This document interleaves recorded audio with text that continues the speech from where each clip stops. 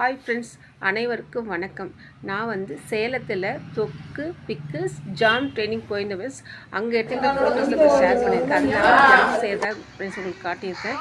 Training முடிஞ்ச உடனே கண்ணங்குறிச்சி ஏரிக்கு போயிட்டு அங்கே இருக்கிற பார்க்கெல்லாம் சுற்றி பார்த்துட்டு கிளம்பிட்டோம் ஃப்ரெண்ட்ஸ். இதை பார்த்த அனைவருக்கும் நன்றி ஃப்ரெண்ட்ஸ். தேங்க்யூ.